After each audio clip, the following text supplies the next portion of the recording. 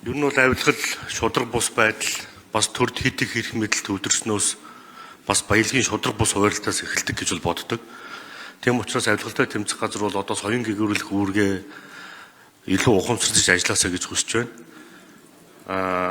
Ер нь бол авилгалтай тэмцэх гарын одоо үндсэн үүрэг бол одоо төрийн хүнд суртал шудраг бус байдлыг бий болгох одоо үгүй болгох ийм зүйл дээр бол анхаарах ёстой.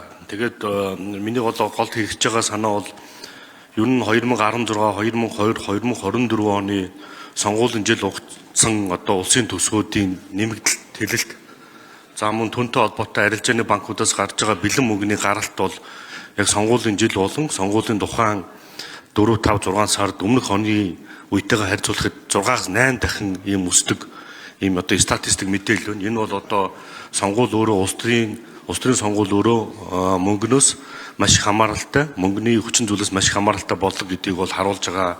Тэгэхээр авилгалтай тэмцэх газрын дарга бол энэ тал дээр илүү анхаарч ажилласаа гэж хүсье. Та бас энэ статистикийг заавал хараасаа гэж танд хүсье. Ягаад тэгэхээр та одоо харьцуулж хараарай.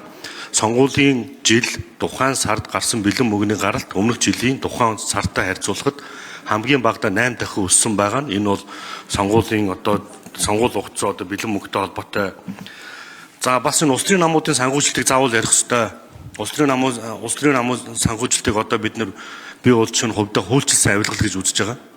Нэг жишээ хэлэхэд одоо парламент судалтай, засгийн газар судалтай хүн намын жишээ авч ярихад нийтдээ 1 тэрбум 95 сая төгрөг сонгуулиар олж одоо хандивар авсан байна.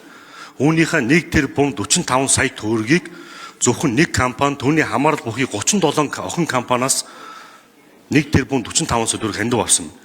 Нийт сонгуулийнхаа санхүүжилтийн 98%-ийг зөвхөн нэг компани 37 охин компаниас хамааралтай сонгуулийн хандив авсан байгаа. Энэ бол хуульчилсан авилгал шүү. Нийт сонгуулийн санхүүжилтийн 98%-ийг зөвхөн нэг компани охин хамаарал бүхий 37 компаниас авна гэдэг бол ийм заваан жишээ дэлхийн түүхэнд байхгүй. Ийм заваан жишээ. Та нар дэлхийн улс төрийн сонгуулийн санхүүжилт судлаад үзээрэй. Нийт сонгуулийн санхүүжилтийн 98%-ийг зөвхөн нэг компани түүний хамаарал бүхий 36 компаниас авдаг жишээ байхгүй. Засгийн газраас 21 хоногийн өмнө мэдгдсэн нөгөө хууль бусаар гүйцэтгэх ажиллагаа явуулдаг хамгаалтын компанич байна.